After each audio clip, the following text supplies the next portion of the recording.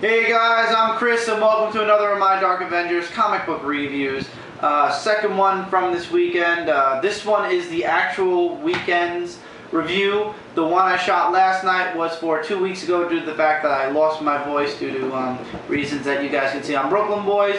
No guests with me this week except Mike. You guys know Mike, my cameraman, has been here for now, I believe this is my 90th. Oh wow. 10 more to go if this is my 90th. I might be wrong. I believe it is though.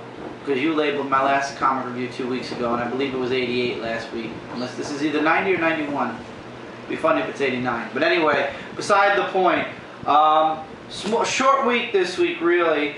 Next week, because DC Comics is rebooting, they're doubling up most of their books. I don't know if it's for both months or for just this month or whatnot. But a lot of books I reviewed for the last episode are going to be in next week's episode, the following issues. So we get to look forward to that. I have no complaints. I love the DC Comic current universe more than the rebooted questioning the universe I'm questioning. Anyway, FlashPoint Batman shirt came out this week along with this past Wednesday, which was the 20th of July 2011. Also, the Reverse Flash shirt came out with this, and Wonder Woman's FlashPoint shirt came out. Not getting Wonder Woman, duh. But Reverse Flash, I actually ended up putting it in next week's pile of comic books. So next week you'll be seeing the Reverse Flash shirt. Last episode I was wearing the Flash one. That came out, I want to say June. I believe it was June. But anyway, first off this week in TV and DVDs. Young Justice Season 1, Volume 1. WB just loves doing this.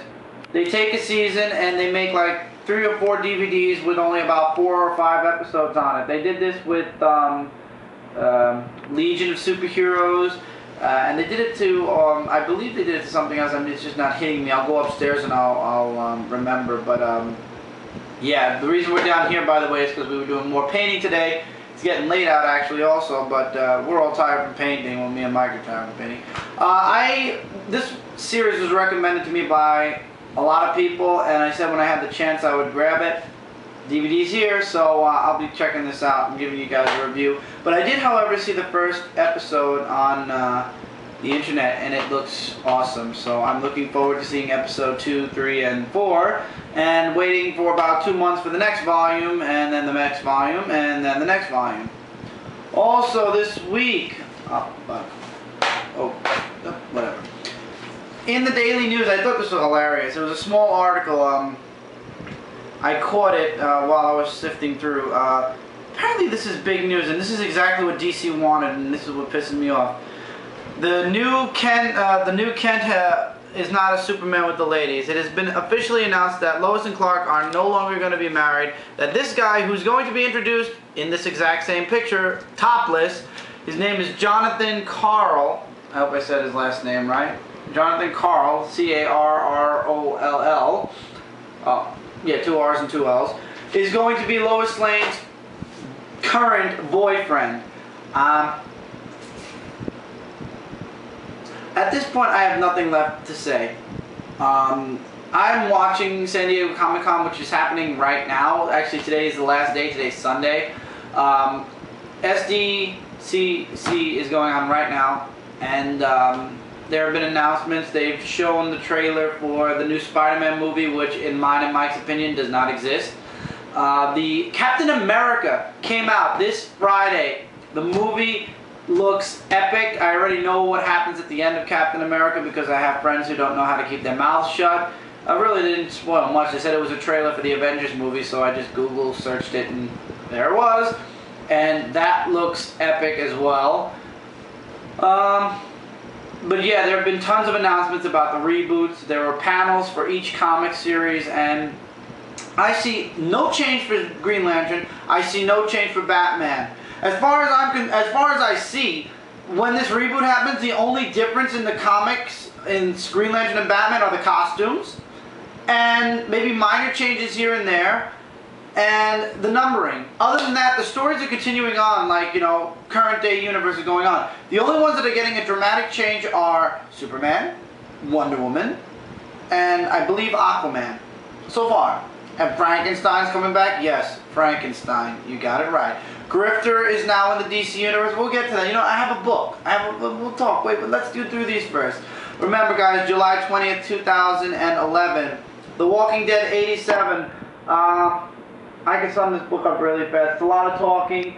Food's running out. Rick is trying to keep the community together. I think he's going a little insane, though, because he believes he's talking to his dead wife through a phone. Now, yes, I have not been reading this that long, but really? Really? Dead wife on the phone? Anyway, also in this issue at the very end, Carl wakes up, spoiler, but I don't think he remembers much because he asks for where his mother is. To be continued right there.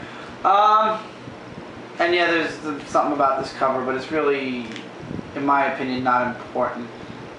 But I'm going to stick around Walking Dead a bit longer, see what comes about, but very few zombies in Walking Dead lately. It just seems a lot of talking and a lot of planning, but not a lot of, I don't know, maybe it's just because I'm an action guy. I like seeing more action than just, this is going to work.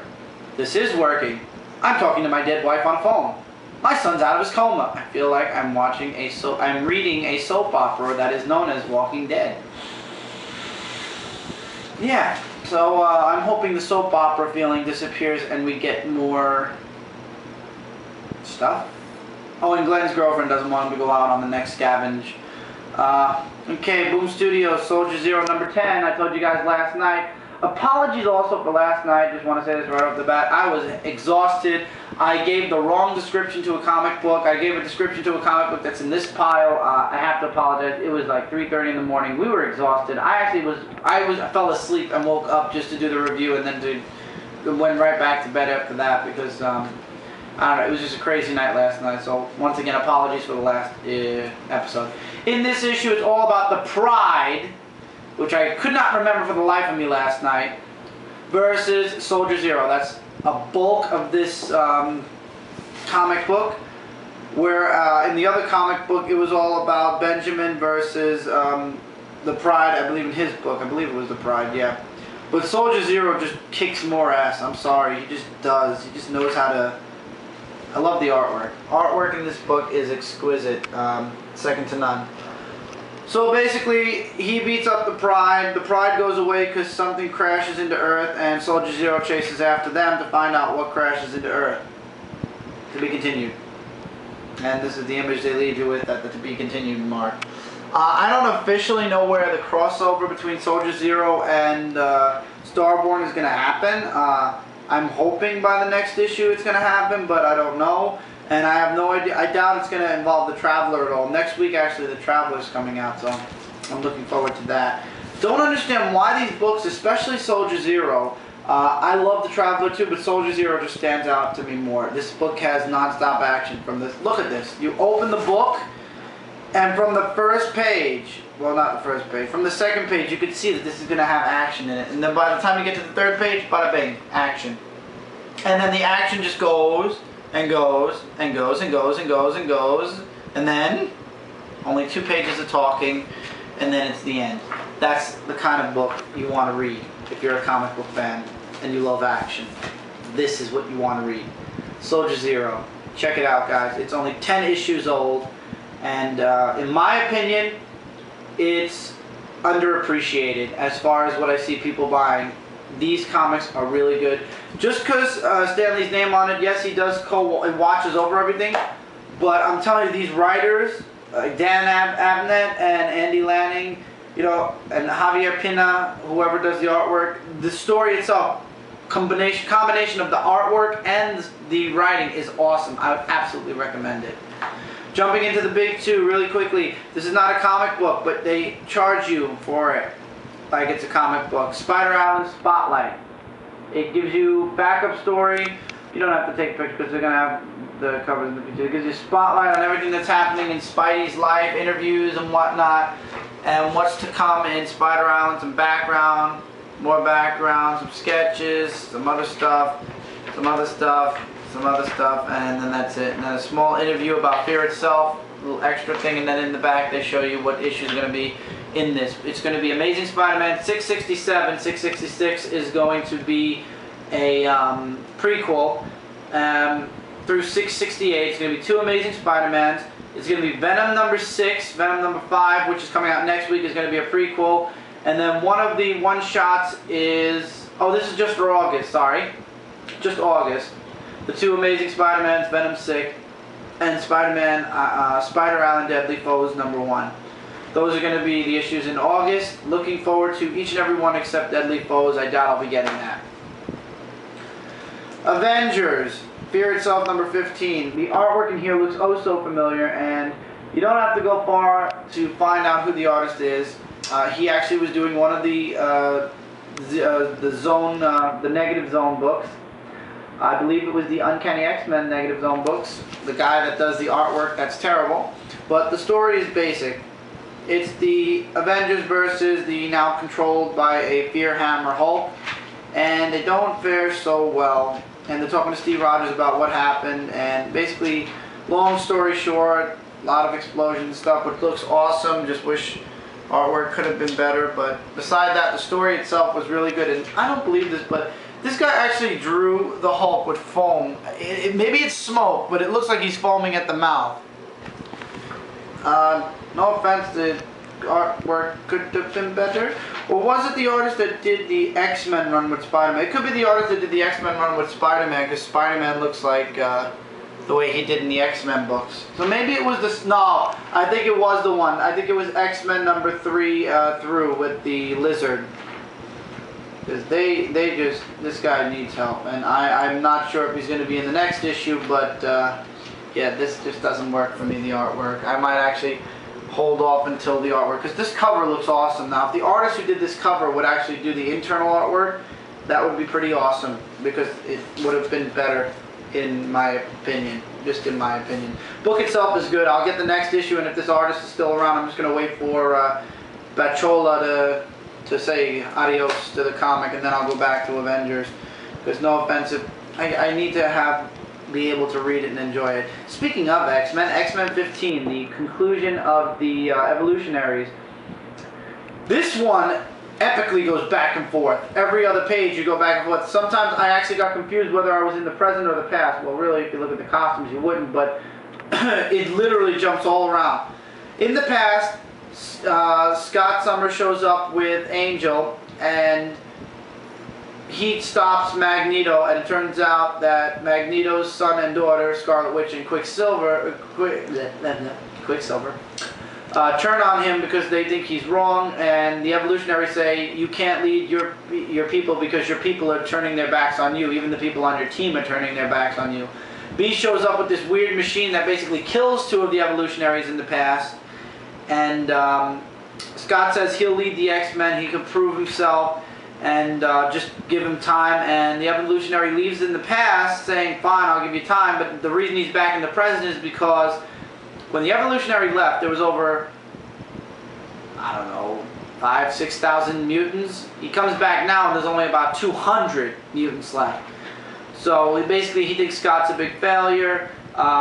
Unfortunately, in the past, the Evolutionary erased everybody's memories, and for some weird reason, Phoenix saved Scott's memories. I believe, anyway. And basically, one of the Avengers on the island, Madison, creates the machine like Beast made and kills all the Evolutionaries, knocks this one for a loop. That's what they look like without their suit on. And basically, Cyclops blasts him and says, mutant kind doesn't need you, they have us, and it's the X-Men. And the Evolutionary gets pissed off, and he's like, you know what, you don't deserve to be saved, you deserve to be destroyed, or in his exact words, burned. And then it jumps back to the past for a bit, where he's talking about the past, like where the Brotherhood went, where the X-Men went, and then we go into the present where he says, I'm no longer going to save, I could still kill humanity, but I'm not. I've decided I'm not going to do that. Instead, I'm going to destroy what I swore I would save. I'm going to kill a mutant named Cyclops. The end, ... question mark. This was good. The series was good. Cover art, I love Ed McGuinness. I love the artwork in this book. Story was really good. I'm looking forward to what comes next. I just cannot remember for the life of me what the cover is for next, so we're just going to pop back there a minute. Next issue is going to, oh boy, I'm not looking forward to that artwork. I pray that's just cover art. I really pray that's just cover art. But Ghost Rider is going to be guest starring, that's right, in the next issue. Ghost Rider is awesome, by the way. I'm looking forward to Michael. Next month, Punisher #1 comes out, and Mike's actually going to be reviewing it. Yep. Speaking of Punisher, you should be reading this too. Marvel Universe vs. Wolverine, #2. Punisher shows up, and he's not infected. So it's Wolverine and the Punisher versus the primal Marvel Universe. Everybody's getting infected, and they're trying to find a cure. And apparently what they believe is Punisher came into contact with the stuff that caused this, and for some weird reason he didn't turn into one of these cannibalistic primal people, and they want a blood sample. So Wolverine takes him back, and it turns out that something happened with Reed Richards, and Spider-Man got loose. And Spider-Man was the ground zero. He was like the first one infected, apparently. And he escapes, and it turns out that you find out who released Spider-Man. I gave you a super briefie here. You guys got to read it. The artwork is okay. Could have been better. But it turns out the people that released him were Beast. First you just see Beast as Primal. They kill Beast. I'm not going to say how. And then on the last page you see who probably released Spider-Man and turned Beast. What scares me is the Hulks are next to him. Red She-Hulk and I forgot what the other one's called. And the next issue actually has the Hulk, so I guess in the next issue it's going to be Wolverine versus the cannibalistic Hulks. Looking forward to that on the 17th of August. This book is awesome. They made the Punisher epic, Wolverine's epic. There was a scene where Punisher says, I told you we can't cure him, we just got to kill him. And Wolverine's like, you know what? You're right. We got to kill him. And boom, they just go at it. Two awesome characters in the DC Universe just going at the cannibalistic... You said DC Universe, it's Marvel. Marvel Universe. God damn, no. Awesome characters going after all the cannibals, and they're still, and Reed Richards is still alive, and he wants to find a cure to be continued. Really good. Really, really good. Going back into Fear Itself for 2 more issues. Fear Itself FF, one shot. It's a one shot. I thought it would be a 3-part, but it says one shot. FF, Fear Itself, one shot. It's all about Ben Grimm being taken over by the Hammer. And it turns out that you're in Ben Grimm's mind, and every time Ben tries to break free of the Hammer, those things that are attached to him, these things, actually talk to him and help build on his fear. And that's what allows the Hammer to control him, and he basically just annihilates the FF who try to help him. Even his girlfriend shows up to try to help him, and he knocks her off. It's really, whoa. I just want to get to a good splash page, which I'm probably not going to get to. No, this is a nice one. She says he's not insane, he's just afraid, and that's why they leave it off. So they were trying to free Ben, and it didn't work, and it ends with him going off to do whatever. This was apparently before Spider-Man showed up in the Spider-Man 3-part mini, where basically got the snot beat out of him by the Thing, and the Thing just walks away. At least in this book, the Thing actually talks. The other book, he just spouted some weird gibberish, like the language that the Serpent King put in all of them with the hammers and whatnot. Final book of the week. Nothing bad this week. I really couldn't put these in any type of an order because all the books were good for Marvel this week. Yes, I said that. Deal with it. Uncanny X-Men Fear Itself tie-in, Uncanny X-Men 541. Finally, they go after Juggernaut, and the whole plan is to get that helmet off and get Emma into Juggernaut's head and shut him down.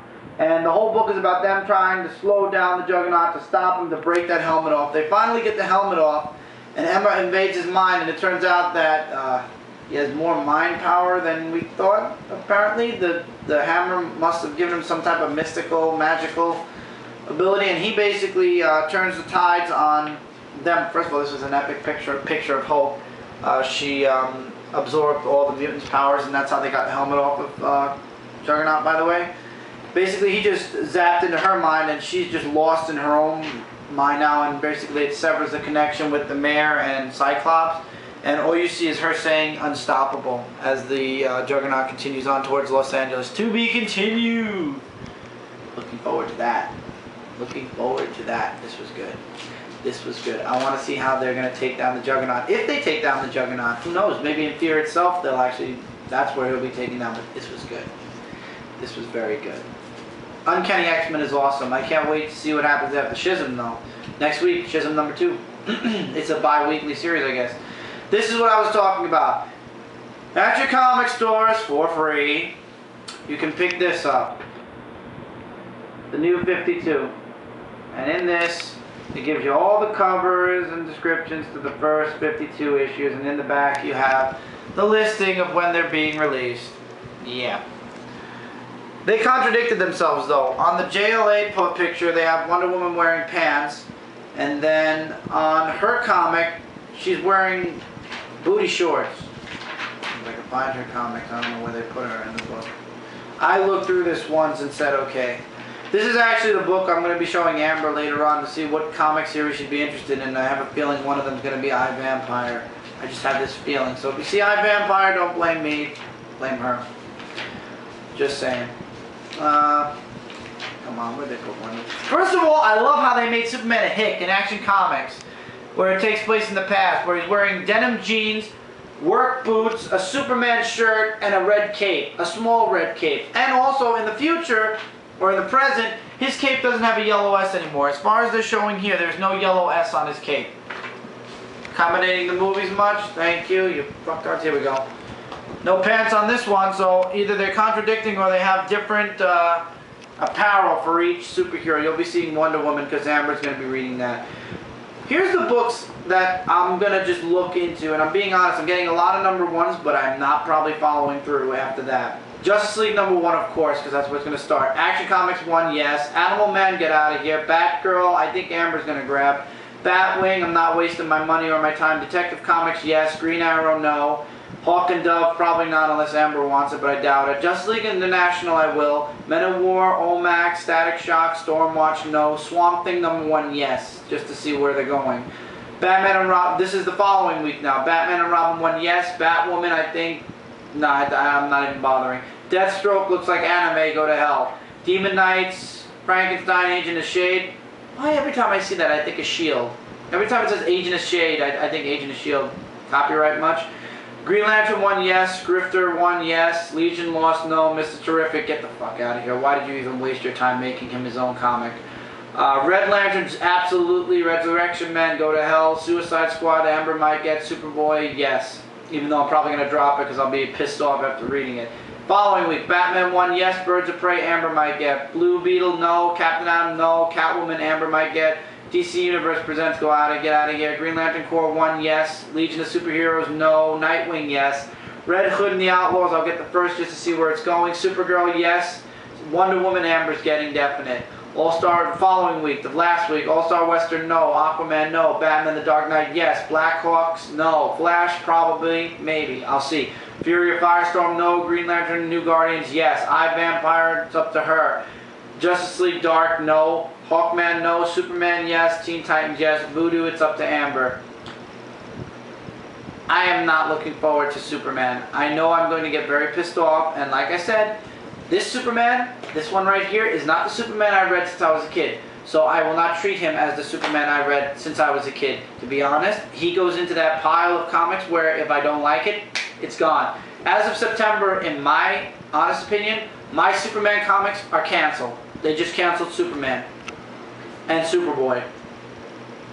On the other hand, Supergirl 66. Supergirl could use a little bit of help. Story's kind of boring. I died out. It involved electric or robotic mice and oh god, what was the doctor's name when you're done? Dr. Vigil? Watch, it's going to be Berg or something and I'm going to get pissed. Professor Ivo. Not even a V. There was a V just in the middle.